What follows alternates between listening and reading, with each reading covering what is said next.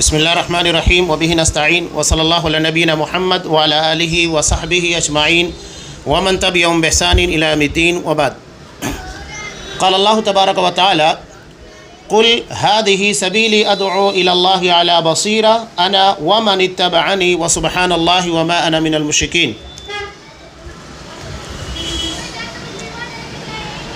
تمام قسموں کی تعریفات اللہ رب العالمین وحدہ لا شریک کے لیے لائق و زیبا ہے، جو ساری کائنات کا تنہا خالق و مالک ہے، اور بے شمار درود و سلام ہوں اللہ کے آخری نبی جناب کریم محمد رسول اللہ صلی اللہ علیہ وسلم کی ذات مقدسہ پر. محترم سامعین،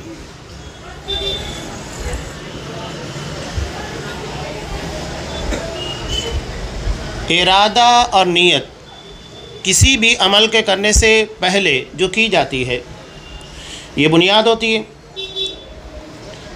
لیکن یہ بھی یاد رکھیے کہ اگر ارادوں میں نیتوں میں اخلاص ہو لیکن طریقے کے اندر خرابی پائی جائے تب بھی وہ عمل اللہ کے یہاں قبول نہیں ہوگا. اور اس کی بہت ساری مثالیں، بہت ساری دلیلیں ہیں. ایک دلیل کافی ہے اس بات کو سمجھانے کے لیے. امام ابو داؤد رحمۃ اللہ علیہ نے کتاب الاضاحی میں ایک روایت نقل کی. نبی کریم صلی اللہ علیہ وسلم نماز عید الاضحیٰ کے لیے نکلے تو دیکھا کہ ایک صحابی حضرت ابو بردہ بن نیار رضی اللہ تعالیٰ عنہ، انہوں نے نبی کریم صلی اللہ علیہ وسلم کے نماز ادا کرنے سے پہلے ہی قربانی کر لی تھی. آپ صلی اللہ علیہ وسلم نے پوچھا یہ کیا ہے؟ تو انہوں نے کہا، اپنی نیک نیتی، اپنے اخلاص کو ظاہر کیا. کہا کہ اللہ کا رسول، میرے پڑوسی غریب ہے، ضرورت مند ہے، تو میں نے چاہا کہ ان لوگوں کو جلد سے جلد گوشت نصیب ہو جائے، اس لیے میں نے اپنی بکری کو پہلے ذبح کر دیا. آپ صلی اللہ علیہ وسلم نے کہا کہ وہ صرف گوشت کی بکری ہے، قربانی نہیں ہے. جو شخص ہمارے ساتھ نماز ادا کرے، نماز ادا کرنے کے بعد قربانی کرے تو اصل میں اس کی قربانی مکمل ہوگی. یہ حدیث دلیل ہے اس بات کی کہ اگر ہمارے ارادوں کے اندر، ہماری نیتوں کے اندر اخلاص بہت ہو لیکن طریقہ غلط ہو تو اللہ کے یہاں مقبول نہیں ہوگا. یہ نہیں کہ صرف نیک نیتی کی بنیاد کے پر آپ کو اجر دے دیا جائے، ثواب دے دیا جائے. یہی معاملہ بنیاد رکھا ہے، اصول ہے ایک حدیث. اس بات کو سمجھنے کے لیے لوگ عام طور سے لوگوں کو گمراہ کرنے کی کوشش کرتے ہیں. یہ گمراہی ہے. کہتے ہیں کہ کام بہت اچھا ہے، نیت بہت اچھی ہے. کوئی بھی چیز کتنی بھی اچھی ہو، جب تک کہ وہ قرآن و حدیث کی کسوٹی کے پر صحیح نہیں اترے گی تب تک اسے قبول نہیں کیا جائے گا. دنیا کا کوئی بھی شخص کتنی بھی بہتر اور کتنی بھی بھلی بات کہے، جب تک وہ قرآن و حدیث کے معیار کے پر نہیں ہے تب تک اس کو نہیں مانا جائے گا. یہی اصول اور یہی ضابطہ ہے. اللہ تبارک و تعالیٰ نے کسی بھی چیز کے صحیح، غلط، اچھے یا برا ہونے کا ایک ہی ضابطہ دیا، اور وہ اس کا دین، اس کی شریعت ہے. میں نے اس کے پہلے بھی ایک بات کہی تھی. علامہ احسان الہی رحمۃ اللہ علیہ کہتے ہیں کہ اگر دودھ میں زمزم کا پانی بھی ملا دیا جائے تو دودھ ملاوٹی ہو جائے گا. یہ نہیں کہ زمزم کے ملانے کی وجہ سے دودھ کو ہم پیور کہیں گے یا اسے بہتر کہیں گے، نہیں. تو ایسے ہی دین کے معاملے کے اندر کتنے بھی بڑی عالم، کتنا بڑا فقیہ ہو، کتنا بھی بڑا محدث ہو، اس کی اپنی بات اگر ہے تو اس کو دین کے نام کے پر شامل کر کے بیچنے کی کوشش کی جائے یا لوگوں میں ظاہر کرنے کی کوشش کی جائے تو اس کو نہیں مانا جائے گا. لوگ یہی کہتے ہیں، اتنے بڑے عالم، اتنے بڑے فقیہ، اتنے بڑے محدث، اتنا بڑا امام، کیا وہ غلطی کر سکتا ہے؟ تو سوال یہی ہے کہ جو بات آپ پیش کر رہے ہیں وہ قرآن و حدیث کے معیار کے مطابق ہے یا نہیں. ایک حدیث میں آپ کے سامنے پیش کر دوں اور اس کے بعد جو موضوع ہم نے آج منتخب کیا ہے حالات حاضرہ کی مناسبت سے، اس کے پر کچھ باتیں انشاءاللہ. امام بخاری، امام مسلم دونوں نے روایت کیا اور یہ حدیث آپ نے بارہا سنی بھی ہوگی. حضرت انس رضی اللہ تعالیٰ عنہ کہتے ہیں کہ 3 صحابہ آپ صلی اللہ علیہ وسلم کی ازواج مطہرات کے گھروں پر آئے. وہ جاننا چاہتے تھے کہ آپ صلی اللہ علیہ وسلم مسجد نبی کے علاوہ گھر میں کیسے عبادت کرتے ہیں. چنانچہ ان لوگوں کو بتا دیا گیا. میں انتہائی اختصار کے ساتھ حدیث کو بیان کر رہا ہوں. تو انہوں نے آپ صلی اللہ علیہ وسلم کے معاملات اور آپ کے عبادات کو جاننے کے بعد کہا وَأَيْنَ نَحْنُ مِنَ النَّبِي صلی اللہ علیہ وسلم قَدْ غُفِرَ لَهُ مَا تَقَدَّمَ مِن ذَنبِهِ، کہ ہمارا اور نبی کا کیا مقابلہ، جب کہ اللہ کے رسول کے سابقہ تمام گناہوں کو بخش دیا گیا ہے، جبکہ ہمارا وہ معاملہ نہیں، اس کے بعد آپ اتنی عبادت کرتے ہیں، چنانچہ ہمیں آپ صلی اللہ علیہ وسلم سے زیادہ عبادت کرنا چاہیے۔ ایک صحابی کہتے ہیں کہ انا اصلی اللیل ابدا، میں ساری رات نماز ادا کروں گا، پوری رات نماز پڑھتا رہوں گا۔ ایک کہتے ہیں کہ میں ہمیشہ روزہ رکھوں گا، اور ایک کہتے ہیں کہ میں نکاح ہی نہیں کروں گا تاکہ نہ بیوی بچے ہوں گے اور نہ اللہ کی عبادت میں کوئی خلل واقع ہوگا۔ آپ صلی اللہ علیہ وسلم آئے، ان کو خبر دی گئی، آپ نے تحقیق کی، تحقیق کے بعد آپ صلی اللہ علیہ وسلم نے جو اصول اور ضابطہ بیان کیا، کہا اما واللہ انی لاخشاکم للہ، سنو اللہ کی قسم میں تم لوگوں میں سب سے زیادہ اللہ کا خوف رکھنے والا، واتقاکم لا، اور اللہ کا سب سے متقی اور پرہیزگار بندہ ہوں۔ کوئی پوری زندگی از اول تا آخر کسی نماز کو تکبیر اولیٰ کے ساتھ ترک نہ کرے، ساری زندگی تہجد ادا کرتا رہے، ہر قسم کی سنتوں کا، نوافل کا اہتمام کرے، صدقات و خیرات کا اہتمام کرے، ہر سال حج ادا کرے، ہر سال عمرہ ادا کرے، بلکہ ہر مہینے ساری خیر، ساری اچھائیاں کرنے کی کوشش کرے، تب بھی وہ نبی کریم صلی اللہ علیہ وسلم کے تقویٰ کے معیار کو نہیں پہنچ سکتا۔ نبی کی بات چھوڑیے، کسی صحابی کے خاک پا کو نہیں پہنچ سکتا۔ یہ اصول اور ضابطہ آپ نے بیان کر دیا۔ اس کے بعد آپ نے کہا کہ میں رات میں جاگتا ہوں، نماز بھی پڑھتا ہوں، روزے رکھتا ہوں، روزے نہیں بھی رکھتا ہوں، عام دنوں کی بات، اور یہ بھی کہا کہ میں نے عورتوں سے نکاح بھی کیا ہے۔ اور اس پوری روایت کا نچوڑ ہے فمن رغب عن سنتی، جو میری سنت، میرے طریقے سے انحراف کرے گا، فلیس منی، اس کا مجھ سے کوئی تعلق نہیں ہے۔ اصل چیز ہے نبی کی سنت، نبی کریم صلی اللہ علیہ وسلم کا طریقہ۔ آپ صلی اللہ علیہ وسلم ہر جمعہ میں، جبکہ آپ کے سامنے نہ کوئی بدعتی تھا نہ کوئی خرافاتی تھا، اس کے بعد بھی کہا کرتے تھے کل بدعت ضلالہ، ہر بدعت گمراہی ہے اور ہر بدعت کا ٹھکانہ جہنم ہے۔ یہ صحابہ کو آپ متنبہ کر رہے ہیں، وارن کر رہے ہیں، جن کے خواب و خیال کے اندر یہ چیز نہیں آ سکتی تھی کہ آپ صلی اللہ علیہ وسلم کے طریقے سے ہٹ کر کوئی طریقہ اختیار کرنے کی کوشش کریں۔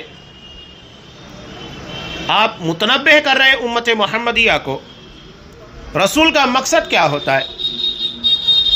تاکہ لوگوں کو صحیح طریقہ کار بتائے، عبادت کیسے کرنا ہے، تجارت کیسے کرنا ہے، معاملات زندگی کیسے ہونا چاہیے، یہ سب نبی بتائے گا۔ اگر اپنی مرضی سے طریقہ اختیار کرنا تھا تو پھر کسی رسول یا نبی کی ضرورت ہی نہیں رہ جاتی۔ تو طریقہ، اصول اور ضابطہ بتانے کے لیے انبیاء اور رسولوں کا سلسلہ جاری کیا گیا، اور آپ صلی اللہ علیہ وسلم نے صاف کہہ دیا ترکت فیکم امرین لم تضلوا بعدہما کتاب اللہ و سنتی، کہ میں تمہارے درمیان دو چیزیں چھوڑ کر جا رہا ہوں، اللہ کی کتاب اور میری سنت۔ جب تک اسے مضبوطی سے تھامے رہو گے کبھی گمراہ نہیں ہوگے۔ اس کا مطلب یہ ہے کہ گمراہی کتاب و سنت کے بعد ہے، کتاب و سنت میں نہیں ہے۔ یہ اصولی باتیں ہیں۔ آپ صلی اللہ علیہ وسلم نے یہ بھی بیان کر دیا من احدث فی امرنا ھذا ما لیس منہ فہو رد، کہ جس نے ہمارے اس دین میں کوئی بھی ایسا طریقہ ایجاد کیا جس کے اوپر ہمارا حکم نہیں تھا، وہ مردود ہے، اس کو رد کر دیا جائے گا، ریجیکٹ کیا جائے گا، وہ مانا نہیں جائے گا۔ اور آپ صلی اللہ علیہ وسلم نے اعمال کے بارے میں بیان کر دیا من عمل عملا لیس علیہ امرنا فہو رد، ہر وہ عمل جس کے بارے میں نبی کی سنت یا آپ صلی اللہ علیہ وسلم کا حکم نہیں ملتا وہ مردود ہے، اس کو رد کر دیا جائے گا۔ اتنے سخت احکامات کے باوجود اگر کوئی شخص آپ صلی اللہ علیہ وسلم کی سنت کا متبع اور آپ کے طریقے کو فالو نہ کرے تو اس سے بڑا گمراہ کون ہوگا؟ جبکہ جگہ جگہ تنبیہ کی جا رہی ہے، وارننگ کی جا رہی ہے۔ آپ صلی اللہ علیہ وسلم کے تعلق سے تمام مسالک کے علماء ایک قرآن کی آیت لے کر آپ کی سنت، آپ کے اسوے، آپ کے طریقے کے بارے میں باتیں کرتے ہیں، اس میں کسی کا اختلاف نہیں۔ لقد کان لکم فی رسول اللہ اسوۃ حسنہ، کہ اللہ کے رسول صلی اللہ علیہ وسلم کی زندگی میں ہمارے لیے سب سے بہترین نمونہ ہے۔ تو جب آپ صلی اللہ علیہ وسلم کی نماز ہمارے لیے نمونہ، آپ کی عبادتیں نمونہ، آپ کے نکاح، آپ کے طور طریقے، آپ کے معاملات، آپ کی تجارت نمونہ، تو آپ کی دعوت اور آپ کی دعوت کا طریقہ ہمارے لیے نمونہ کیوں نہیں؟ جبکہ یہ بنیاد ہے، اسی سے کسی شخص کو غیر اسلام سے اسلام میں داخل کیا جاتا ہے، یا اسی چیز کو ذریعہ بنا کر کسی شخص کو جو گمراہی یا انحراف کے راستے پر نکل چکا ہے اسے صحیح راستے پر لایا جاتا ہے۔ تو اس بارے میں جو انبیاء کا اولین مقصد ہوتا ہے، سارے نبی اسی کے پر محنت کرتے ہیں، تو پھر اس طریقے سے ہم کیوں ہٹیں جو آپ صلی اللہ علیہ وسلم کا تھا؟ قرآن نے آپ صلی اللہ علیہ وسلم کے دعوت کے طریقے کو بیان کیا۔ ایک جگہ حکمی انداز میں یہ کہا، ادعو الی سبیل ربک بالحکمہ والموعظۃ الحسنہ وجادلہم باللتی ہی احسن، کہا کہ اپنے رب کے راستے کی طرف دعوت دو، یعنی راستہ رب کا ہونا چاہیے، کسی انسان کا نہیں۔ آگے جو باتیں آ رہی ہیں میں اصولی طور پر ان چیزوں کو بیان کر رہا ہوں، اگر انہیں یاد رکھیں گے تو آگے جو باتیں آنے والی ہے کہ تبلیغی جماعت، جسے آج سے تقریباً 50، 60 یا 100 سال کہہ لیجئے، اس کے پہلے اس جماعت کو معرض وجود میں لایا گیا، اس کا طریقہ کار کیا واقعتاً نبی کریم صلی اللہ علیہ وسلم کے طریقے سے میل کھاتا ہے؟ یہ دعویٰ کرتے ہیں کہ یہ انبیائی مشن ہے۔ انبیاء کا مشن کیا تھا یہ جاننا ضروری ہے۔ یہ حضرت نوح علیہ السلام کی کشتی ہے، جو اس میں بیٹھ جائے گا وہ نجات پائے گا۔ یہ صحابہ والا طریقہ ہے، صحابہ والا کام ہے۔ تو یہ جو لوگوں کے درمیان دعوے کیے جا رہے ہیں، کیا واقعتاً یہ دعوے حقیقت میں قرآن و حدیث کے مطابق ہے، یا یہ دعوے اپنی جگہ کے پر حقیقت میں کرداری شکل اختیار کیے ہوئے ہیں، عمل کی شکل اختیار کیے ہوئے، یا صرف یہ دعوے ہی ہیں؟ قرآن نے صاف کہا اپنے رب کے راستے کی طرف دعوت دینا ہے۔ راستہ جو رب نے طے کیا ہے وہ ہونا چاہیے، جو کسی انسان نے یا کسی امام فقی نے بنایا وہ نہیں۔ نہ کسی فقی یا کوئی امام یا کوئی مولوی اسے اختیار ہے کہ وہ اللہ تبارک و تعالیٰ کے بتائے ہوئے طریقے سے ہٹ کر کوئی طریقہ دعوت کا یا کسی بھی چیز کا بنائے، کسی کو اختیار نہیں ہے۔ صاف کہا اپنے رب کے راستے کی طرف دعوت دینا ہے، حکمت کے ساتھ، اچھی نصیحت کے ساتھ، اور موعظہ، اور اگر یہ ضرورت پڑ جائے کبھی مباحثے کی، ڈیبیٹ کی، وجادلہم باللتی ہی احسن، احسن بہترین طریقے سے ڈیبیٹ سے کرنا ہے، مناظرہ کرنا ہے، مباحثہ کرنا ہے۔ اس میں سامنے والے کو نیچا کرنا، اسے ذلیل کرنا، اسے بے عزت کرنا مقصود نہیں، بلکہ اچھے انداز میں اسے صرف یہ بتانا کہ تو اپنے موقف پر غلط ہے، وہ ثابت کیا جائے، اس کے موقف کی خرابی یا اس کی سوچ کی، فکر کی جو خرابیاں ہیں اس پر واضح کر دی جائے۔ اب آئیے، یہ جو جماعت جس کو تبلیغی جماعت کے نام سے جانا جاتا ہے، جس کے بانی حضرت مولانا الیاس رحمۃ اللہ علیہ ہیں، اور جو کہ تبلیغی جماعت کے نام سے شہرت پا چکی ہے، ایک بہت پیارا تمہید ہے، پیاری تمہید ہے، میں آپ کے سامنے نقل کر دوں تاکہ آگے کی باتیں اور اچھے طریقے سے سمجھ میں آئے گی۔ یہاں ایک تمہید کو نقل کیا کہ امت مسلمہ کی ہمیشہ سے یہی روش چلی آ رہی ہے کہ وہ اپنی کسی تحریک کو کامیاب بنانے اور حمایت حاصل کرنے کے لیے اسلام ہی کا نام لیتی ہے، اس لیے کہ اسلام کا نام نہیں لیں گے تو لوگ کیسے متوجہ ہوں گے۔ اس کی ایک میں مثال اکثر بیان کرتے رہتا ہوں۔ شیطان بہت کائیاں ہے، اسے معلوم ہے کہ جب تک دین کا لیبل نہیں لگے گا لوگ اس کی جانب متوجہ نہیں ہوں گے، اس پر کام نہیں کریں گے۔ ہم دیکھتے ہیں کہ سر راہ اگر کوئی شخص نیم پاگل ہو، اگر وہ اپنے لباس اتار دے، برہنہ ہو جائے، تو ہر کوئی اس پر غصہ ہوں گے، حالانکہ معلوم ہے کہ وہ پاگل ہے۔ لیکن شیطان اتنا کائیاں ہے کہ اس نے دین کا لیبل لگا کر یہی کام کروایا۔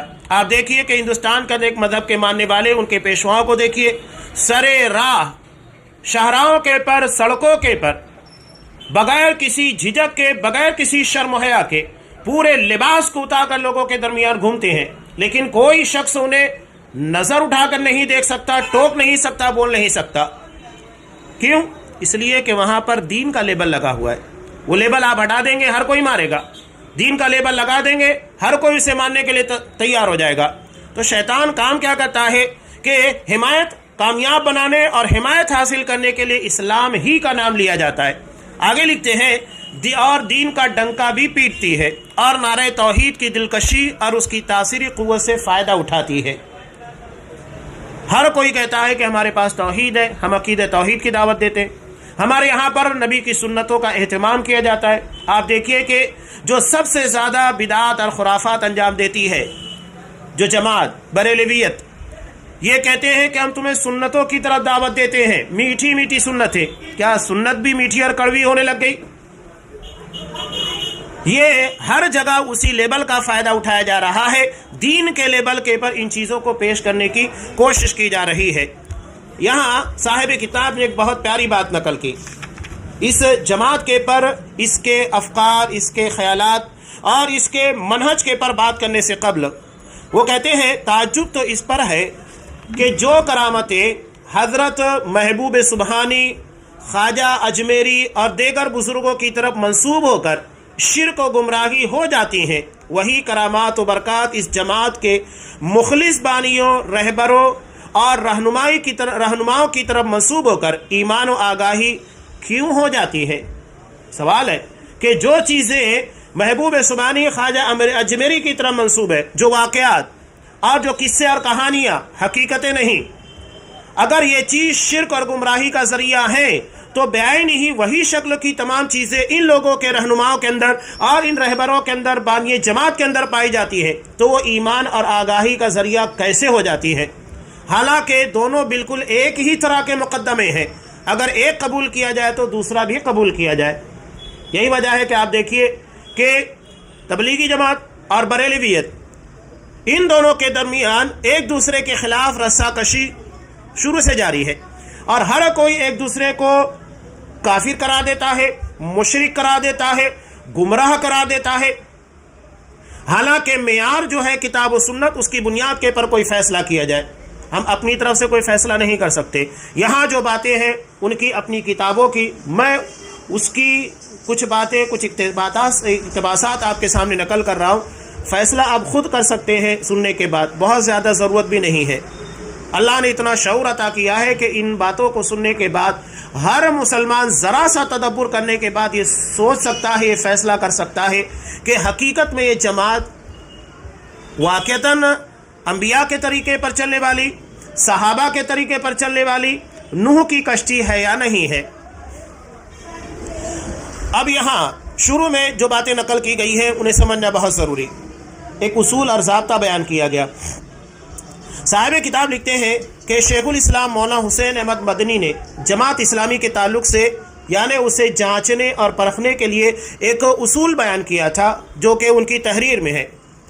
یہ کہتے ہیں کہ جب کوئی تحریک کسی شخص کی طرف منسوب ہوگی تو وہ قبلہ توجہ ہوگا، اور اس شخص کے عقائد و اخلاق کا اثر منبروں پر قطعی طور پر ہوگا۔ یہ مکتوبات شیخ الاسلام صفحہ نمبر 277 کے پر ہے۔ یہاں شیخ الاسلام مولانا حسین احمد مدنی کے کہنے کا مقصد یہ ہے کہ کوئی تحریک، کوئی جماعت اگر یہ شخصیت کی طرف منسوب ہوگی، شخصیت اللہ کے رسول صلی اللہ علیہ وسلم کو چھوڑ کر جتنے بھی ہیں یہ سب شخصیات ہیں، اور آپ صلی اللہ علیہ وسلم رسول ہیں، آپ کی طرف جو بھی چیز منسوب ہے، جو بھی چیز آپ سے ثابت ہے وہ دین کا حصہ ہے۔ باقی دیگر لوگوں کی طرف جو چیزیں ثابت ہیں اور یا منسوب کی جاتی ہے انہیں قرآن و حدیث کی کسوٹی کے پر پرکھا جائے گا، اگر وہ قرآن و حدیث کے معیار کے مطابق ہے تو تسلیم، ورنہ اس کو رد کر دیا جائے گا۔ تو اس کا نتیجہ یہ ہوگا کہ اس شخص کے عقائد و اخلاق کا اثر قطعی طور پر ہوگا، منبروں پر ہوگا، جو اس جماعت کے ماننے والے یا اس تحریک سے جڑے ہوئے ہیں۔ اب دیکھیے مولانا منصور نعمانی اس جماعت کے بانی یعنی مولانا الیاس کے بارے میں کیا تحریر کرتے ہیں، کیا نقل کرتے ہیں۔ اصول جو کہ جماعت اسلامی کے بارے میں حسین احمد مدنی نے لکھا تھا کہ اگر شخصیات قبلہ بن جائے تو ان کے عقیدے، ان کے اخلاق کا اثر منبروں کے پر اور اس جماعت کے چاہنے والے، اس طریقہ کار پر چلنے والوں پر ہوگا۔ تو اب یہاں اسی تحریر کی روشنی میں اس چیز کے پر غور کیا جائے جو کہ مولانا منصور نعمانی نے اس جماعت کے بانی محمد الیاس کے بارے میں لکھا ہے کہ ایک بار فرمایا کہ خواب نبوت کا 40واں حصہ ہے۔ بعض لوگوں کو خواب میں ایسی ترقی ہوتی ہے کہ ریاضت و مجاہدہ سے نہیں ہوتی، کیونکہ خواب میں علوم صحیحہ القاء ہوتے ہیں جو نبوت کا حصہ ہے، پھر ترقی کیوں نہ ہوگی؟ آپ اگر اس جماعت کی کتابیں پڑھیں، فضائل اعمال یا دیگر چیزیں، تبلیغ نصاب کہیے، تو ہر جگہ آپ کو بنیادی چیز خواب ملے گی۔ ایک بزرگوں نے خواب میں دیکھا، یا ان کے علماء یا ان کے بڑے بڑے رہبر جو ہے جماعت کے بانی ہیں، ان لوگوں کے خواب میں کوئی چیز آئی اور اس چیز کو انہوں نے بیان کر دیا۔ ایک بات یاد رکھیے کہ یہ بات صحیح ہے کہ خواب نبوت کے 46ویں حصے 40ویں جہاں جو بیان کیا گیا ہے کہ 40واں نہیں بلکہ آپ صلی اللہ علیہ وسلم نے بیان کیا جو بخاری وغیرہ کے روایت میں 46واں حصہ ہے، 40 نہیں 46واں حصہ۔ یہاں ان کی تحریر میں 40واں ہے، حدیث کے اندر 46واں ہے، رؤیا الصادقہ، سچے خواب۔ لیکن یہ خواب دین کا حصہ نہیں ہے، اس لیے کہ آپ صلی اللہ علیہ وسلم نے دین کے بارے میں کیا کہا؟ قرآن مجید کی جو آیت ہے الیوم اکملت لکم دینکم، آج تمہارے لیے تمہارا دین مکمل کر دیا گیا۔ تو جب دین آپ صلی اللہ علیہ وسلم پر مکمل ہو چکا ہے تو اس کے بعد کسی کے خواب یا کسی کے کشف یا کسی کے پر القاء ہونے والی باتیں یہ کیسے دین کا حصہ بن سکتی ہیں؟ سوال ہی نہیں پیدا ہوتا۔ اگر یہ بات ہوتی تو حضرت عمر فاروق رضی اللہ تعالیٰ عنہ جیسی شخصیت جنہیں نبی کے زمانے کے اندر ملہم قرار دیا گیا، ملہم یعنی جس کے پر اللہ تبارک و تعالیٰ اپنے دین کی باتوں کا الہام کیا کرتا تھا، لیکن دین آپ صلی اللہ علیہ وسلم کے چلے جانے کے بعد اب ان کے الہام یا دیگر چیزوں کا کوئی معاملہ نہیں رہ جاتا، اس لیے کہ اس کی تصدیق اللہ تبارک و تعالیٰ کے دین وحی سے ہوتی تھی۔ جب آپ صلی اللہ علیہ وسلم نہیں ہے تو اس کے بعد آپ دیکھیے حضرت عمر فاروق رضی اللہ تعالیٰ عنہ کے پر کوئی الہام نہیں ہوا جب تک آپ تھے، اور جو باتیں آتی تھی وہ عدالت نبی کے اندر دیکھی جاتی تھیں، پرکھی جاتی تھیں، اس کے بعد اسے تسلیم کیا جاتا تھا۔ ایسا نہیں ہے کہ ان کے پر الہام ہو گیا اور وہی الہام دین بن گیا، جب تک کہ آپ صلی اللہ علیہ وسلم کے ذریعے اس کی تصدیق نہ کی جائے وہ دین کا حصہ نہیں بنتی تھی۔ قرآن اور حدیث کی شکل میں جو باتیں نازل ہوتی تھی وہی دین کا حصہ بنتی۔ تو یہ کہہ رہے ہیں کہ خواب میں ترقی ہوتی تھی جو کہ ریاضت و مجاہدہ عبادت کرنے سے نہیں ہوتی، کیونکہ خواب میں علوم صحیحہ القاء ہوتے ہیں۔ قرآن میں یا حدیث میں کہیں یہ نہیں بتایا گیا کہ خواب میں علوم صحیحہ کا القاء ہوتا ہے، صرف یہ بتایا گیا ہے کہ سچے خواب جو انسانی زندگی کے اندر پیش آنے والی کچھ چیزیں ہیں جو خواب کے ذریعے بتا دی جاتی ہیں، اس کے علاوہ کچھ نہیں ہے۔ یہاں علوم صحیحہ یہی دراصل تصوف کی بنیاد ہے۔ آگے کچھ چیزیں آئے گی بھی انشاءاللہ کہ ان لوگوں کے یہاں پر آج بھی دین نازل ہوتا ہے۔ یہ جو دعویٰ کیا جاتا ہے آپ صلی اللہ علیہ وسلم کے نبوت کے خاتمے کا، 10 چور دروازوں سے آپ صلی اللہ علیہ وسلم کی نبوت کے دروازے کو بند ہی نہیں کیا گیا، تبھی تو کہا جا رہا ہے کہ خواب میں علوم صحیحہ کا القاء ہوتا ہے۔ اور آگے کچھ حوالوں کے ذریعے نقل کیا گیا کہ ان لوگوں کے پر آج بھی جو ان کے اولیاء ہیں، علماء ہیں، ان کے پر الہام ہوتا ہے، کشف ہوتا ہے، اور ان کے پر اللہ کی طرف سے خواب کے اندر دین کی باتیں بتائی جاتی ہیں۔ یہ ساری چیزیں جب دین مکمل ہو چکا ہے، قرآن حدیث میں کسی قسم کا نقص نہیں، تو اس کے بعد یہ سوال پیدا ہوتا ہے کہ پھر کسی خواب کی، کسی کشف کی یا القاء کی یا الہام کی ضرورت کہاں رہ جاتی ہے؟ تو یہ اور اس کے بعد تمہید کو نقل کرنے کے بعد مزید لکھتے ہیں کہ آج کل خواب میں مجھ پر علوم صحیحہ کا القاء ہوتا ہے۔ یہ محمد الیاس کے بارے میں ان کی اپنی زبانی نقل کر رہے ہیں جو کہ ملفوظات مولانا الیاس صفحہ نمبر 51 پر ہے۔ تو یہ کہتے ہیں کہ اس لیے کوشش کرو کہ مجھے زیادہ نیند آئے، چنانچہ سر میں تیل کی مالش سے نیند میں زیادتی ہو گئی۔ آپ یعنی مولانا الیاس نے فرمایا کہ اس تبلیغ کا طریقہ بھی مجھ پر خواب میں منکشف ہوا، یعنی تبلیغی جماعت کا جو طریقہ ہے انہوں نے صاف کہہ رہے ہیں میں نے خواب سے لیا، قرآن و حدیث سے نہیں لیا یہ طریقہ، ان کا ماخذ دین نہیں ہے، خواب ہے۔ اسی لیے پہلے طور پر وہ کہہ دیا کہ، اور دلیل کس کو بنایا؟ آپ صلی اللہ علیہ وسلم کی حدیث کو، کہ خواب نبوت کے 46ویں حصے میں سے ایک حصہ ہے، اسی کو دلیل بنایا اور اسی سے علوم صحیحہ کے بارے میں کہہ رہے ہیں، اور کہہ رہے ہیں کہ وہ علوم صحیحہ مجھ پر نازل ہوتے ہیں، اور اسی علوم صحیحہ کے ذریعے مجھ کو دعوت کا، تبلیغ کا طریقہ بتایا گیا۔ اب بالکل واضح ہو چکا ہے، جماعت کے بانی خود یہ کہہ چکے ہیں کہ اس تبلیغ کا طریقہ خواب میں منکشف ہوا ہے، تو پھر یہ دعویٰ کرنا کہ ہماری جماعت کا طریقہ انبیاء والا ہے، صحابہ والا ہے، یہ دعویٰ کیسے صحیح ہو سکتا ہے؟ جب آپ خود کہہ رہے ہیں کہ خواب میں مجھے ان چیزوں کو بتایا گیا، آپ نے نہ نبی سے لیا نہ تو صحابہ سے لیا، تو پھر یہ طریقہ آپ صحابہ یا تو انبیاء کی طرف منسوب نہیں کر سکتے، غلط ہے۔ جو چیز آپ نے نبی سے نہیں لی، صحابہ سے نہیں لی، ان کی طرف کیوں منسوب کرتے ہیں؟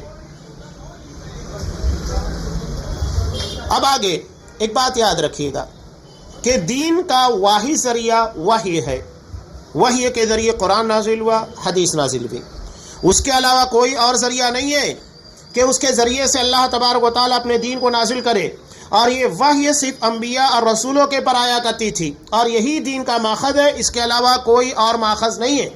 اگر کوئی اپنے خواب یا کوئی اور ذریعے سے دین کے نام کے پر لوگوں کو کچھ بتانے کی کوشش کرتا ہے، وہ ہمارے ہاں منظور نہیں ہے، ہم اسے تسلیم نہیں کریں گے۔ میں نے ابتدا میں سورہ یوسف کی آخر کی آیت آپ کے سامنے پیش کی، خود نبی کو قرآن مجید نے کہا کہ آپ کہیے قل ہذہ سبیلی، یہ میرا راستہ ہے، ادعو الی اللہ، میں اللہ کی طرف دعوت دے رہا ہوں۔ کیسے دعوت دے رہا ہوں؟ علی بصیرہ، بصیرت پختہ علم کو کہا جاتا ہے، دین کا پختہ علم ہونا چاہیے، تھوڑا موڑا علم نہیں، علم کے پر ادراک ہونا چاہیے، درک ہونا چاہیے، ملکہ حاصل ہونا چاہیے۔ ایسا نہیں ہے کہ چند دواؤں کا نام معلوم ہو جانے یا اس کے بارے میں علم ہو جانے کے بعد آپ دواخانہ یا میڈیکل کھول لیں، نہیں، مہارت اس کے لیے ہونا چاہیے۔ تو دین کا معاملہ بھی ایسے ہی ہے کہ آپ چند چیزوں کو معلومات میں لینے کے بعد، اس کا علم حاصل کرنے کے بعد، ایسا نہیں ہے کہ اپنے آپ کو عالم یا مفتی یا فقیہ بتائے اور اس کے بعد دین کے کام کے لیے نکل جائے، اس بات کی اجازت آپ کو نہیں ہے۔ اگر کوئی شخص جو خود بی ایڈ یا ڈی ایڈ نہ ہو، یہ اگر اسکول میں جائے اور بچوں کو پڑھائے تو کیا سرکار اس کو اجازت دے گی؟ نہیں، ہر چیز کے لیے اصول اور ضابطہ طے کیا گیا ہے، اور اسی اصول اور اسی ضابطے کے مطابق کسی چیز کو قبول کیا جائے گا یا رد کیا جائے گا۔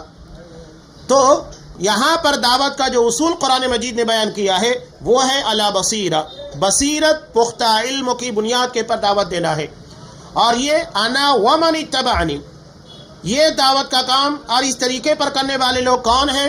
میں اور جو میری اتباع کرنے والے ہیں، یعنی جو نبی کا متبع ہوگا وہ بصیرت کی بنیاد کے پر دین کا کام کرے گا، لا علمی، جہالت یا تھوڑے سے علم کی بنیاد کے پر دعوت کا کام نہیں کرے گا۔ اب یہاں اس آیت کے ٹکڑے پر غور کیجئے، قرآن مجید نے کہا کہ ادعو الی اللہ، میں اللہ کی طرف دعوت دیتا ہوں۔ اب آگے باتیں جو آ رہی ہے غور کیجئے گا کہ تبلیغی جماعت دراصل مولانا اشرف علی تھانوی کے افکار، ان کے خیالات، ان کی فکر کو پیش کرنے کا ذریعہ ہے، یعنی وہ اللہ کی طرف نہیں بلکہ اشرف علی کے افکار، خیالات، منہج کی طرف دعوت دیتے ہیں۔ اور ان کی چیزیں کیا تھیں؟ ان کے افکار اور خیالات، منہج، سوچ کیا تھی؟ آگے چند مثالوں کے ذریعے آپ کو سمجھ میں آئے گا کیا ہے کہ دین کے نام کے پر جو چیزیں پیش کی جا رہی ہیں حقیقت میں کتنا دین ہے اور کتنا شخصیت پرستی ہے، وہ آپ کو سمجھ میں آ جائے گی۔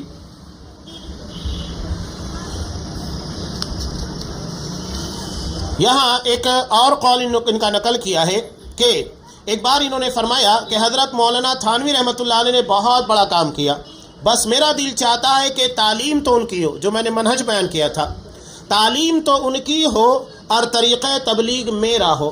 کس کے بارے میں یہ کہہ رہے؟ تعلیم تو ان کی ہو، یعنی تعلیم مولانا اشرف علی تھانوی کی ہو، اور طریقہ تبلیغ مولانا الیاس کا ہو۔ کہ اس طرح ان کی تعلیم عام ہو جائے گی۔ یہ ملفوظات صفحہ نمبر 57 کے پر ہے۔ یہاں صاف وضاحت کی جا رہی ہے کہ جو بات پیش کی جائے گی، جو تعلیمات پیش کی جائے گی، وہ قرآن حدیث نہیں ہے، بلکہ مولانا اشرف علی کے خیالات، ان کی تعلیمات ہوگی، اور جو طریقہ ہوگا وہ نبی کا، صحابہ کا، اسلاف کا نہیں، بلکہ ان کا اپنا بنایا ہوا جو انہیں خواب کے ذریعے بتایا گیا ہے، اس طریقے کے مطابق یہ دعوت کا کام کریں گے۔ اب بتائیے جو چیزیں بیان کی جا رہی ہیں کیسے یہ قرآن و حدیث کے موافق ہو سکتی ہے، اور جو چیز قرآن و حدیث کے موافق نہیں وہ دین کا حصہ کیسے بن سکتی ہے؟ یہاں ایک اور اقتباس نقل کیا، انہی اقتباسات کی روشنی میں آپ کو باتیں انشاءاللہ سمجھ میں آئے گی۔ دیکھیے یہاں پر مولانا الیاس نے فرمایا کہ حضرت تھانوی رحمۃ اللہ علیہ سے تعلق بڑھانے، حضرت کی برکات سے استفادہ کرنے اور ساتھ ہی ترقی درجات کی کوشش میں حصہ لینے اور حضرت کی روح کو، مسرتوں کو بڑھانے کا سب سے اعلیٰ اور مستحکم ذریعہ یہ ہے کہ حضرت کی تعلیمات حقہ اور ہدایات پر استقامت کی جائے اور ان کو زیادہ سے زیادہ پھیلانے کی کوشش کی جائے۔ ملفوظات صفحہ نمبر 67۔ کتنا واضح بیان کیا جا رہا ہے۔ سوچئے بات کیا کیا نقل کی ان لوگوں نے۔ نقل کیا ہے کہ حضرت کی روح کی مسرتوں کو بڑھانے کا یہ کون سا استعارہ، یہ کون سا طریقہ ہے کہ اگر آپ کسی کے منہج، کسی کی تعلیم کو عام کریں گے تو مرنے کے بعد اس کی روح کو مسرت ملے گی؟ کیسے ہو سکتا ہے؟ صاحب بتایا جا رہا ہے کہ مقصد مولانا اشرف علی تھانوی کی تعلیمات کو عام کرنا ہے، ان کی روح کو خوش کرنا ہے، اور اس کے لیے ان کی تعلیمات حقہ اور ہدایات پر استقامت اپنانا ہے، اس کو پھیلانا ہے، اس کی نشر و اشاعت کرنا ہے۔ جو اقتباسات یہاں پر نقل کیے گئے ہیں اس کے بتانے کا مقصد یہ ہے کہ منہج قرآن حدیث نہیں ہے جہاں پر اللہ نے دین کو محفوظ کیا ہے، بلکہ منہج ان لوگوں کا یہ ہے، نصاب تعلیم یہ ہے، دعوت کا نصاب یہ ہے کہ مولانا اشرف علی تھانوی کی تعلیمات، ان کے فکر، ان کے افکار اور خیالات۔ تو جب آپ یہ چیزیں پھیلا رہے ہیں تو آپ دین کا نام کیوں پیش کر رہے ہیں؟ آپ دھوکہ مت دیجئے۔ آج بھی آپ دیکھیے بیڑی ہے، سگریٹ ہے، تمباکو، اس کے پر واضح لکھا ہوتا ہے کہ انجوریس ٹو ہیلتھ، صحت کے لیے ہانیکارک ہے، وہاں یہ نہیں لکھا ہوتا ہے کہ صحت کے لیے مفید ہے۔ یعنی آج حکومت ایک خراب چیز جو انسانی صحت کے لیے مضر ہے اس کے پر باقاعدہ لکھ کر دے رہی ہے کہ آپ کو استعمال کرنا ہے کرو، نہیں کرنا ہے مت کرو، لیکن اس کے پر لکھا ہوا ہے، وضاحت ہے کہ یہ چیز انجوریس ٹو ہیلتھ، ہیلتھ کے لیے، صحت کے لیے ہانیکارک ہے۔ وہ تو ہم سے بہتر ہے، میں کہتا ہوں کہ وہ دھوکہ نہیں دے رہے ہیں۔ یہاں پر جو چیزیں دین نہیں ہے اسے دین کے نام پر پیش کیا جا رہا ہے، جو طریقہ نبی کا نہیں ہے وہ طریقہ نبی کے نام پر پیش کیا جا رہا ہے۔ کتنا بڑا دھوکہ ہے۔ جو علم قرآن و حدیث کا نہیں ہے، جو خواب کے ذریعے لیا گیا ہے، اسے لوگوں کے درمیان عام کرنے کی کوشش کی جا رہی ہے، اور وہ بھی شریعت کے نام کے پر، دین کے نام کے پر۔ یہ بہت سنگین دھوکہ ہے۔ یہ بنیادی چیزیں اسی لیے بتائی جا رہی ہے کہ ان بنیادوں کو اگر ہم سمجھ لیں تو ان کی ساری باتیں اپنی جگہ پر بے معنی، غلط ثابت ہو جاتی ہیں۔ اور میں نے ابتداء بتا دیا کہ آپ کی نیت میں کتنا بھی اخلاص ہو، اگر طریقہ آپ صلی اللہ علیہ وسلم کی سنت کے مطابق نہیں ہے تو وہ چیز مردود ہے، اس کو رد کر دیا جائے گا۔ یہ نہیں دیکھا جائے گا کہ آپ کے اندر اخلاص کتنا، آپ نے کتنی مدت محنت کی ہے، کتنے قریہ، کتنی بستی، کہاں کہاں جا کر آپ نے لوگوں کو نماز کی طرف، دین کی طرف بلایا ہے۔ اب یہ کہتے ہیں کہ ہم دین کی طرف بلا رہے ہیں، تو کیا حقیقت میں آپ کے پاس دین ہے؟ اگر آپ کے پاس دین نہیں ہے تو آپ کیوں کہہ رہے ہیں کہ ہم دین کی طرف دعوت دے رہے ہیں؟ جو ہے وہ بتائیے کہ ہاں ہم اشرف علی تھانوی کے خیالات، ان کے منہج اور ان کی فکر کی طرف لوگوں کو دعوت دے رہے ہیں۔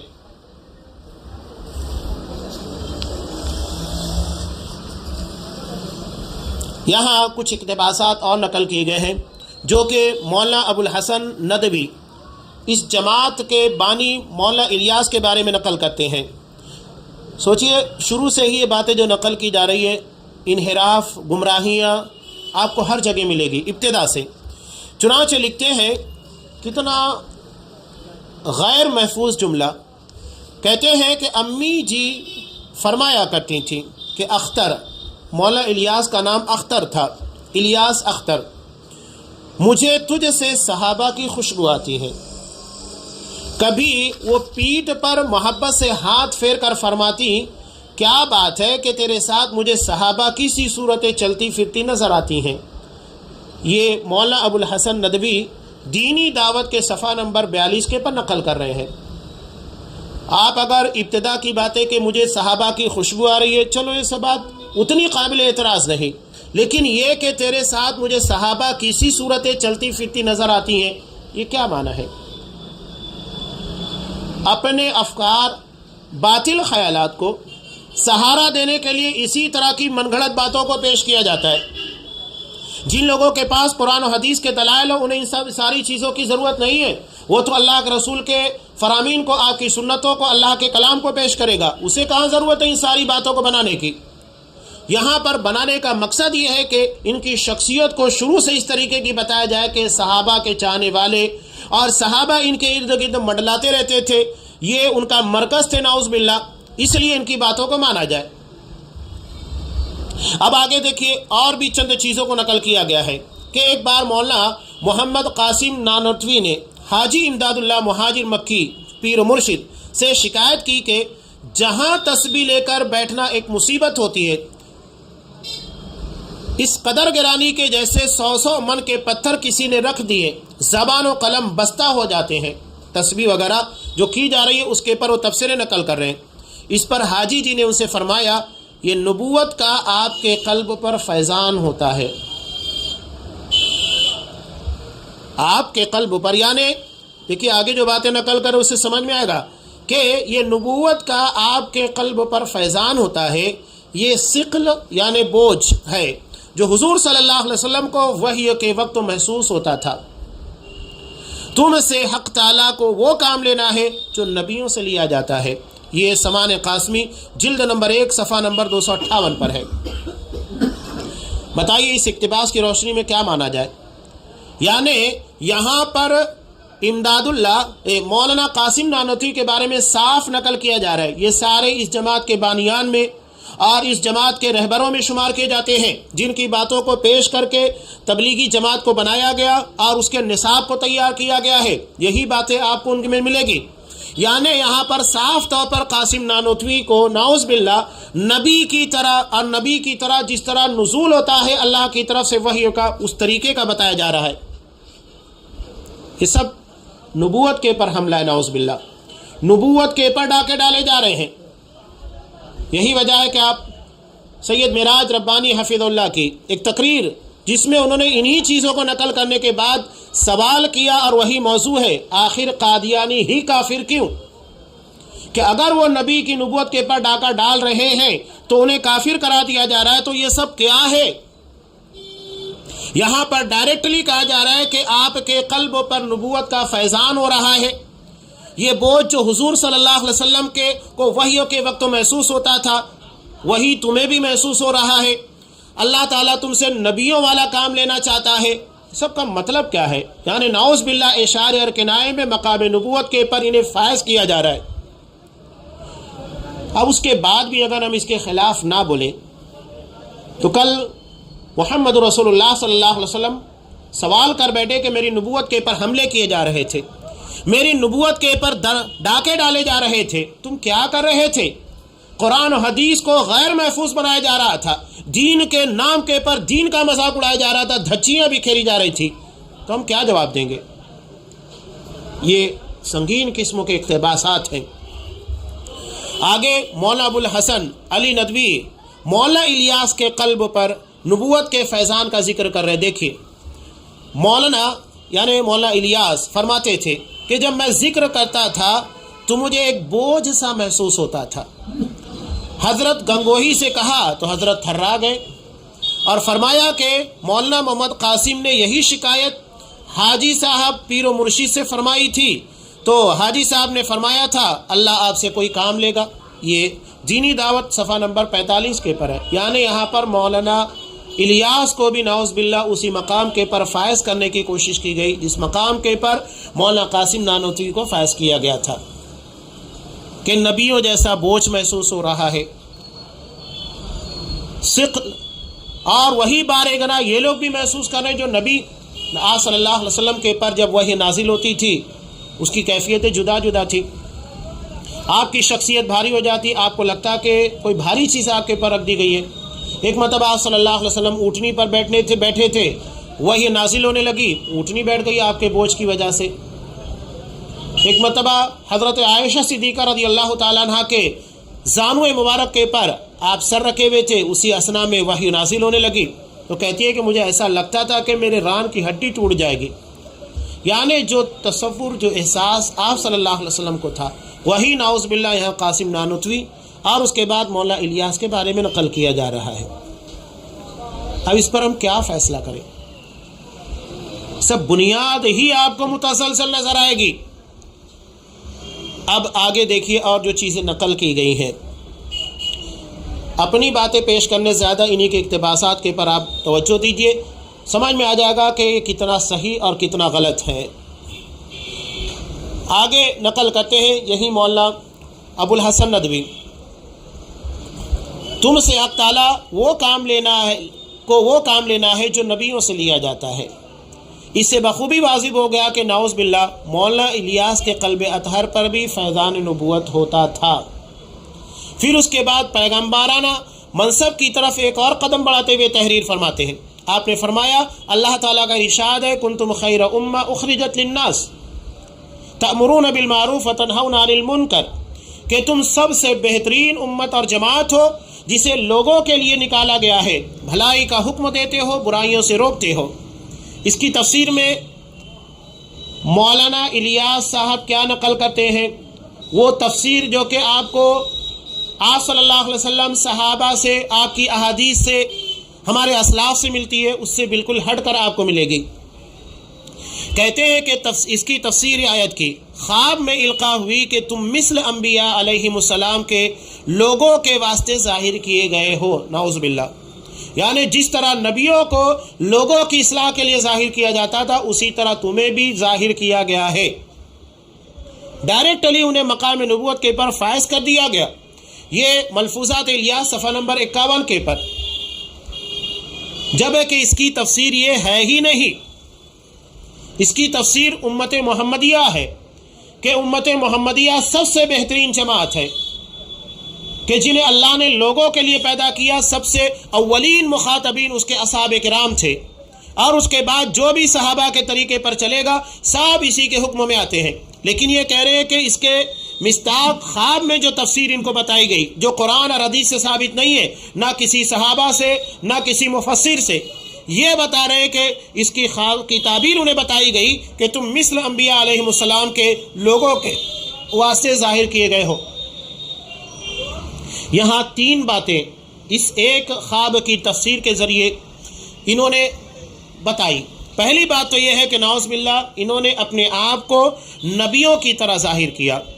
دوسری بات یہ ہے کہ دعویٰ کی تقویت کے لیے جو دعویٰ کر رہے ہیں کہ میں نبیوں جیسا ہوں، اللہ انبیاء کی طرح مجھ سے کام لینے والا ہے، اس کی تفسیر کو نعوذ باللہ اللہ تبارک و تعالیٰ کی طرف منسوب کیا کہ خواب میں اللہ نے تفسیر مجھ کو بتائی۔ اب اللہ کا نام آنے کے بعد کون اسے نہیں کام مانے گا، کون اسے قبول نہیں کرے گا؟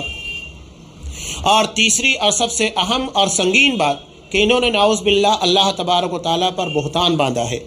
جو بات اللہ نے ان کو نہیں بتائی وہ اللہ کی طرف منسوب کر رہے ہیں، جو نہ قرآن میں ہے نہ حدیث کے اندر ہے۔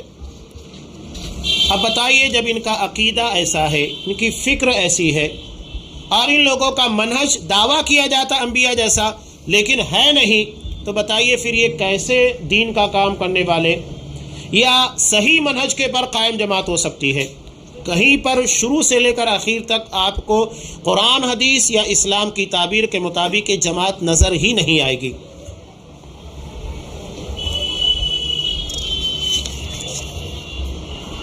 دیکھیے یہاں پر چند اہم باتیں ہیں کہ سب سے پہلے تو ان کو پیر و مرشد جو تھے مولانا اشرف علی تھانوی، ان کے خیالات، اور اس کے بعد مولانا رشید احمد گنگوہی، یہ بھی ان کے پیر اور مرشد کے اندر شامل تھے۔ ان کی بھی کچھ باتوں کو، اقتباسات کو آگے نقل کیا گیا ہے۔ سب سے پہلی چیز یہاں پر جو نقل کی گئی ہے کہ ان کا مقصد یہی ہے کہ مولانا تھانوی کی تعلیمات کو مولانا الیاس کے طریقہ تبلیغ کے ذریعے عام کیا جائے تاکہ مولانا تھانوی کی روح کی مسرتیں بڑھیں۔ دوسری بات یہاں پر جو انہوں نے نقل کی ہے کہ مولانا تھانوی کے بارے میں، منصور حلاج انتہائی خطرناک قسم کا گمراہ تھا، جس نے وحدت الوجود کی بنیاد ڈالی اور اسی باطل عقیدے کی بنیاد کے پر اس کو مار دیا گیا تھا، اس کو قتل کی سزا دی گئی تھی۔ اس کے بارے میں کیا کہتے ہیں دیکھیں، وہ لکھتے ہیں کہ یہی تو وحدت الوجود ہے، جو کسی کی زبان سے کسی طرح نکل گیا وہ کافر کہلایا۔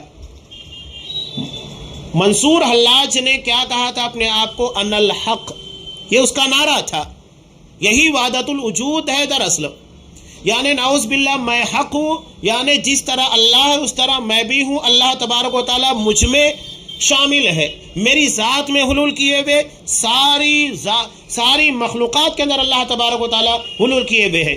اسی باطل عقیدے کے بارے میں کہہ رہے ہیں کہ یہی تو وحدت الوجود ہے، جو کسی کی زبان سے کسی طرح نکل گیا وہ کافر کہلائے گا، کیونکہ اس نے زبان عشق میں اس کو ظاہر کیا، اور عاشقی کی زبان کافی نہیں ہوتی ہے، توضیح مراد کے لیے عاقل کی زبان کافی ہوتی ہے۔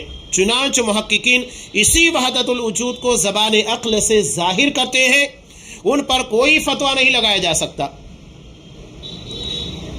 کیا کہہ رہے؟ محققین اسی وحدت الوجود کو زبان عقل سے، یعنی عقلی دلائل کی بنیاد کے پر اشارے اور کنایے کی زبان میں ظاہر کرتے ہیں، ان کے پر فتویٰ نہیں لگے گا۔ لیکن اگر کوئی شخص عشق میں ان چیزوں کو، یعنی اللہ کی محبت میں ان چیزوں کو ظاہر کر دے تو اس کے پر کفر کا فتویٰ۔ یہ کیا بات ہوئی کہ ایک شخص جس چیز کا اظہار محبت کی بنیاد کے پر کرے تو کافر، اور اگر عقل کی بنیاد کے پر عقلی اشارے اور کنایے میں بیان کرے تو وہ دراصل سب سے بڑا فقیہ ہوگا، محقق ہوگا۔ مگر جن پر فتویٰ لگایا گیا ہے ان کو اس کی بھی پرواہ نہیں، وہ اپنے کلام میں تعویل بھی نہیں کرتے، یعنی اس کی تعویل بھی نہیں کر رہے۔ مطلب کیا ہے؟ بالکل واضح مطلب بتا رہے ہیں کہ یہ وحدت الوجود ہے، یعنی اللہ مجھ میں سمایا ہوا ہے، میں بھی نعوذ باللہ اللہ ہی ہوں، صاف کہہ رہے ہیں، کیونکہ وہ جانتے ہیں کہ ایمان و کفر مخلوق کے ہاتھ میں نہیں۔ عجیب و غریب قسموں کے باتیں ہیں۔ التبلیغ صفحہ نمبر 32 اور الرحیل صفحہ نمبر 122 کے پر یہ چیز ہے۔ اور آگے ایک چیز اور نقل کرتے ہیں کہ منصور حلاج کے بارے میں، جس کو عقیدہ وحدت الوجود اور حلول کے عقیدے کی بنیاد کے پر اور ان الحق، یعنی میں بھی نعوذ باللہ اللہ ہی ہوں، یا اللہ مجھ میں سمایا ہوا ہے، مجھ میں داخل ہے، اس کی بنیاد کے پر کفر کا فتویٰ لگا تھا، اسی کے بارے میں پھر کہہ رہے ہیں کہ اس کا عشق خداوندی دین پر غالب تھا، یعنی جو سراسر کفر تھا اسے دین کی محبت اور اللہ کی محبت سے تعبیر کر رہے ہیں۔ اس نے حالت استغراق میں، یعنی مدہوشی کے عالم میں ان الحق کہا تھا۔ تعجب ہے رسول اللہ صلی اللہ علیہ وسلم اور ان کے صحابہ کرام کے عشق خداوندی سے اس کا عشق کیسے زیادہ رہا ہوگا؟ کیا وہ نعوذ باللہ اللہ کے رسول اور صحابہ سے زیادہ اللہ تبارک و تعالیٰ سے محبت کرتا تھا؟ قرآن نے صاف کہا والذین آمنوا اشد حبا للہ، جو ایمان والے یعنی صحابہ ہیں وہ اللہ کی محبت میں سب سے شدید ہیں۔ صحابہ کے بارے میں قرآن کہہ رہا ہے کہ صحابہ سے بڑھ کر کوئی اللہ سے محبت نہیں کر سکتا، تو کیا یہ نعوذ باللہ صحابہ سے زیادہ اللہ سے محبت کرنے والا ہو گیا کہ کتاب و سنت کے دائرے سے ہٹنے والا عشق کر رہا ہے؟ آگے چند اور اہم چیزوں کو یہاں پر انہوں نے نقل کیا ہے۔ دیکھیے واقعہ جو نقل کیا گیا کتنا سنگین ہے، نقل کفر نباست۔ یہ لکھتے ہیں کہ ان کے خلیفہ خاص مولانا عبد الماجد دریابادی نے ایک خط لکھا کہ انہیں حالت نماز میں تھانوی کے تصور سے دل لگ جاتا ہے، یعنی مولانا اشرف علی تھانوی کو یاد کرتے ہیں، اس کی وجہ سے ان کی نماز میں دل لگا رہتا ہے۔ کتنا واضح طریقے کا نماز سے ہٹا ہوا سنت کے خلاف کام ہے۔ خشوع کا مطلب ہے دل مکمل اللہ کی طرف لگا ہو، کسی مخلوق کی طرف نہیں۔ یہاں تو نہ رسول اللہ ہے، صحابہ کوئی نہیں، ڈائریکٹ مولانا اشرف علی تھانوی کے بارے میں کہا جا رہا ہے کہ تھانوی کے تصور سے دل لگ جاتا ہے۔ تو اس کے بعد جواب میں حضرت کیا فرماتے ہیں کہ نماز میں جی نہ لگنے کا مرض بہت پرانا ہے، لیکن کبھی یہ تجربہ ہوا کہ عین حالت نماز میں جب کبھی بجائے اپنے کو فرض کر لیا تو اتنی دیر تک نماز میں دل لگ گیا، لیکن مصیبت یہ کہ خود یہ تصور بھی عرصہ تک قائم نہیں رہتا۔ بہرحال اگر یہ عمل محمود ہو تو تصویب فرمائی جائے، ورنہ آئندہ احتیاط رکھوں گا۔ یہ سوال ہے حکیم الامت صفحہ نمبر 54 کے پر سوال کیا گیا مولانا اشرف علی تھانوی سے۔ اب یہ جواب میں کیا کہہ رہے ہیں، دیکھیے یہ کہہ رہے ہیں کہ من قال لا الہ الا اللہ دخل الجنہ وان زنا وان سرق، کہ جو شخص لا الہ الا اللہ کہتا ہے تو گرچہ وہ زنا کرے، چوری کرے، تو کلمہ گو ہونے کی بنیاد کے پر یقیناً وہ جنت میں جائے گا۔ حدیث کہاں ہے، کہاں سے استدلال ہو رہا ہے؟ یہ حدیث اپنی جگہ پر درست ہے، مگر اس سے اپنے نفس کے موافق یہ مراد لے لی کہ کلمہ طیبہ کہہ دینا بس یہی کافی ہے، گناہوں سے بچنا اور اعمال نیک بجا لانا ضروری نہیں۔ یہ مراد سراسر غلط اور باطل ہے، یہ بھی وہی کلمۃ الحق ارید بہا الباطل ہے۔ اب یہاں آگے اور نقل کرتے ہیں کہ حضرت تھانوی رحمۃ اللہ علیہ سے منتفع ہونے کے لیے ضروری ہے کہ ان کی محبت ہو اور ان کے آدمیوں سے اور ان کے کتابوں کے مطالعہ سے منتفع ہوا جائے جو انہوں نے لکھی ہے، اور ان کی کتابوں سے علم آ جائے گا اور ان کے آدمیوں سے عمل آ جائے گا۔ یہ ایسی عجیب و غریب قسموں کی بات ہے۔ یہاں ایک چیز اور بھی نقل کی ہے جو کہ رسالہ امدادیہ صفحہ نمبر 34 کے پر بہت مشہور ہے، اس کے پہلے آپ نے سنا بھی ہوگا۔ کہتے ہیں کہ ان کے ایک مرید نے ان کے پاس لکھا کہ میں رات خواب میں اپنے آپ کو دیکھا کہ ہر چند کلمہ تشہد صحیح ادا کرنے کی کوشش کرتا ہوں، لیکن ہر بار ہوتا یہ ہے کہ لا الہ الا اللہ کے بعد اشرف علی رسول اللہ نعوذ باللہ منہ سے نکل جاتا ہے۔ اتنے بے مندہ خواب سے بیدار ہو گیا، لیکن بدن میں بدستور بے حسی تھی اور وہ اثر ناطاقتی بھی بدستور تھا، لیکن حالت بیداری میں کلمہ شریف کی غلطی پر جب خیال آیا تو اس بات کا ارادہ ہوا کہ اس خیال کو دل سے دور کیا جائے۔ بہین خیال بیٹھ گیا اور پھر دوسری کروٹ لیٹ کر کلمہ شریف کی غلطی کے تدارک میں رسول اللہ صلی اللہ علیہ وسلم پر درود شریف پڑھتا ہوں، لیکن پھر بھی کہتا ہوں اللہم صلی علی سیدنا و نبینا و مولانا اشرف علی۔ وہ آپ صلی اللہ علیہ وسلم کو حذف کر رہا ہے، مقام رسالت کے پر، مقام نبوت کے پر مولانا اشرف علی تھانوی کو لا رہا ہے۔ پہلے تو اس نے کلمہ کے اندر اور دوسری جگہ درود شریف کے اندر، حالانکہ اب بیدار ہوں، خواب نہیں، لیکن بے اختیار ہوں، مجبور ہوں، زبان اپنے قابو میں نہیں ہے۔ یعنی خواب میں تو دیکھا، لیکن بیداری کی حالت میں بھی وہ شخص اپنی زبان سے یہی کہہ رہا ہے کہ اشرف علی رسول اللہ نعوذ باللہ، اور اس کے بعد درود بھیج رہا ہے تو اشرف علی کے پر بھیج رہا ہے۔ اب بتائیے کہ کیا کیا جائے؟ وہ کہتے ہیں کہ تم کو مجھ سے غایت درجہ محبت ہے، یہ سب اسی کا نتیجہ اور ثمرہ ہے۔ یہ برہان ایک پیپر نکلتا تھا، فروری 1952 کا ہے، صفحہ نمبر 107 کے پر۔ ان چیزوں سے آپ کیا اخذ کریں گے؟ صاف طور کے پر نبی کریم صلی اللہ علیہ وسلم کے مقام کے پر مولانا اشرف علی کو لا کر بٹھا دیا گیا۔ تبلیغی جماعت کا پورا منشور یہی ہے کہ مولانا اشرف علی تھانوی کی فکر، ان کے خیالات، ان کی تعلیمات کو عام کیا جائے۔ اب اتنی ساری باتوں کے بعد اس جماعت کے برحق یا نبی والی، صحابہ والی یا نبیوں کے جیسا کام کرنے والی جماعت آپ کیسے کہہ سکتے ہیں؟ جہاں پر جگہ جگہ کے پر شرک ہے، جگہ جگہ کے پر آپ صلی اللہ علیہ وسلم کے منہج سے اختلاف ہے، کہیں پر قرآن و حدیث آپ کو نہیں ملے گا بلکہ قرآن و حدیث کا غلط استعمال ملے گا، یہ دین کا مکمل طریقے سے صفایا کرنے والی جماعت، تو اس جماعت کے بارے میں ہم یہ کیسے مانیں گے کہ یہ لوگ دین کا کام کر رہے ہیں؟ تعداد یہ معنی نہیں رکھتی، اکثریت معنی نہیں رکھتی۔ اتنے واضح چیزوں کے بعد بھی کہہ رہے ہیں کہ آپ کو مجھ سے شدید محبت ہے، اسی کے نتیجے میں زبان سے باتیں نکل رہی ہیں۔ یہ نہیں کہ اتنی بڑی غلطی کے پر، کفریہ بات کے پر ٹوکا جائے، اس کفر سے منع کیا جائے، کہہ رہے ہیں کہ تمہیں محبت کی بنیاد کے پر یہ سب ہو رہا ہے۔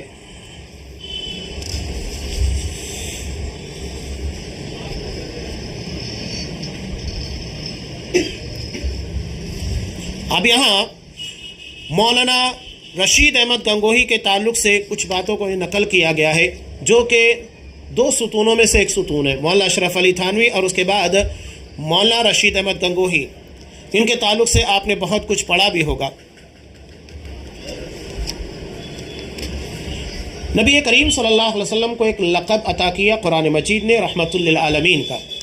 مولانا گنگوہی سے دریافت کیا گیا کہ یہ لقب یعنی رحمت للعالمین کیا ہم نبی کے علاوہ کسی اور کو کہہ سکتے؟ کوئی اور بھی ہے جسے رحمت للعالمین کے قابل سمجھا جا سکتا ہے؟ تو یہ کہتے ہیں کہ نہیں، رحمت للعالمین آپ صلی اللہ علیہ وسلم کے ساتھ خاص نہیں ہے، یہ آپ کی صفت نہیں ہے۔ فتاوی رشیدیہ جلد نمبر 2 صفحہ نمبر 9 صاف کہہ رہے ہیں کہ لفظ رحمت للعالمین صفت خاصہ رسول صلی اللہ علیہ وسلم کی نہیں ہے، یعنی اس کا مطلب دوسرے بھی اس میں شامل ہو سکتے ہیں، جبکہ قرآن میں صاف کیا کہا، وَمَا أَرْسَلْنَاكَ إِلَّا رَحْمَةً لِلْعَالَمِينَ۔ عربی کا قاعدہ جاننے والا ہر شخص سمجھتا ہے کہ یہاں پر رحمت للعالمین کو آپ صلی اللہ علیہ وسلم کے لیے محصور کر دیا گیا، اب یہ لفظ، یہ خطاب کسی اور کو نہیں مل سکتا۔ اس کے بعد بھی کہہ رہے ہیں کہ آپ صلی اللہ علیہ وسلم کے لیے یہ خاص نہیں ہے، یہ آپ کی صفت نہیں۔ اس کا مطلب ہے کہ یہ کھلے طور پر کہہ رہے ہیں کہ نعوذ باللہ اس صفت کے اندر دیگر لوگ بھی شامل ہو سکتے، دیگر کیا خود بھی شامل ہوں گے، مولانا الیاس صاحب شامل ہوں گے، اشرف علی کو شامل کرنا ہے، جیسا کہ مقام نبوت کے پر ان کو فائز کرنے کی کوششیں کی گئی ہیں۔ آگے اشرف السوانی جلد نمبر 2 صفحہ نمبر 153 کے پر لکھتے ہیں کہ حضرت والا یعنی مولانا تھانوی کی سرافہ رحمت شخصیت پر بلا مبالغہ وکفا باللہ شہیدہ وہ لقب صادق آتا ہے جس سے مولانا گنگوہی قدس سرہ العزیز نے شیخ العرب والعجم اعلیٰ حضرت حاجی صاحب قدس سر العزیز کو بعد وفات حضرت حاجی صاحب ممدوح یاد فرمایا کرتے تھے، یعنی بار بار فرمایا کرتے تھے ہائے رحمت للعالمین، ہائے رحمت للعالمین۔ پہلے آپ صلی اللہ علیہ وسلم کو اس صفت سے مخصوص نہیں کیا، کہا کہ صفت خاصہ رسول نہیں ہے، اور اس کے بعد مولانا تھانوی کے بارے میں نقل کرتے ہیں، ان کے مرنے کے بعد ان کو کہا کرتے تھے ہائے رحمت للعالمین۔ نعوذ باللہ کھلے طور پر آپ صلی اللہ علیہ وسلم کے مقام کے پر بٹھایا جا رہا ہے، فائز کیا جا رہا ہے۔ اب اس کے بعد بچتا کیا ہے؟ اور یہی مولانا رشید احمد گنگوہی صاحب تذکرۃ الرشید جلد نمبر 2 صفحہ نمبر 17 پر لکھتے ہیں کہ سن لو حق وہی ہے جو رشید احمد کی زبان سے نکلتا ہے، اور بقسم کہتا ہوں کہ میں کچھ نہیں ہوں مگر اس زمانے میں ہدایت و نجات موقوف ہے میرے اتباع پر۔ کھلے طور پر آپ صلی اللہ علیہ وسلم مقام نبوت کے پر ان لوگوں کو فائز کیا گیا۔ یہ کون سا انبیائی مشن کہ ایک عام امتی کو نعوذ باللہ نبی کے مقام کے پر، صحابہ بھی نہیں، ڈائریکٹ نبی کے مقام کے پر فائز کیا جا رہا ہے۔ یہ ساری خصوصیات بتانے کا مقصد یہ ہے کہ جب یہ اصول اور ضابطہ بتا دیا گیا تو اب آگے جو بھی ان لوگوں کے خواب ہوں گے یا ان کی باتیں ہوں گی یا ان کے معاملات ہوں گے، انہیں قرآن و حدیث کی طرح تمہیں تسلیم کرنا ہوگا، دین کے نام پر ماننا ہوگا، اس لیے کہ ہدایت اور نجات موقوف ہے انہی لوگوں کی اتباع پر۔ دین کے خلاف بالکل اپوز میں کھڑا کیا گیا ایک ٹارگیٹ ہے جس سے دین کے نام پر دین کی بنیادوں کو، دین کے افکار اور خیالات کو مٹانا مقصود ہے۔ اور اس کے بعد بھی کہتے ہیں کہ ہم قرآن و حدیث پر چلنے والے، کہاں ان لوگوں کے خیالات قرآن و حدیث کے خلاف ہے، دلیلیں پیش کر رہے ہیں، حدیثیں پیش کر رہے ہیں۔ ابھی قریب میں بالکل بیان آیا آج یا کل کے اندر، مولانا اسیر قاسمی صاحب کا جو لندن کے رہنے والے، وہ بیان دے رہے ہیں کہ ہر چیز کے پر حدیث موجود ہے۔ تبلیغی جماعت توحید کے پر قائم ہے۔ یہ کون سی توحید ہے؟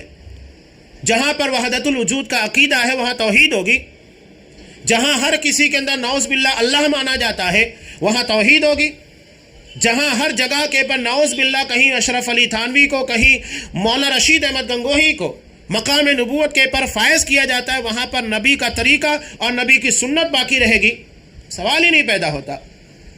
تو صرف دعویٰ کر لینے سے کوئی چیز صحیح نہیں ہو جاتی، بلکہ تمہاری یہ باتیں، تمہارے خیالات جو تمہاری اپنی کتابوں کے اندر منقول ہے، یہ بتاتی ہیں کہ نہ توحید محفوظ ہے اور نہ مقام نبوت محفوظ ہے اور نہ دین اسلام محفوظ ہے۔ تو پھر یہ جماعت اسلامی جماعت نہیں ہے، دینی جماعت نہیں ہے، بلکہ دین کے نام کے پر دین کو بگاڑنے اور اسے گمراہ کرنے والی جماعت ہے۔ تو یہ چند باتیں تھی جو آپ کے سامنے نقل کی گئی کہ کہیں پر कलमे को बिगाड़ दिया गया, नौज़ बिल्लाह। खुला खुला अशरफ अली थानवी को अल्लाह के रसूल के मकाम के पर रखा गया। कहीं पर मौलाना इलियास साहब के सामने उनको उनकी अपनी अम्मी को असहाब इकराम की सूरतें नज़र आ रही है। शुरू में बयान कर दिया गया कि अशरफ अली थानवी की रूह को मसरत पहुँचे, खुशी पहुँचे, उसके लिए उन्होंने तरीक़ा दावत इख्तियार किया जो ख्वाब के ज़रिए उनको बताया गया है। और कहीं पर तसव्वुर शेख है, कहीं शेख परस्ती है। ये तो सरासर शिरक है।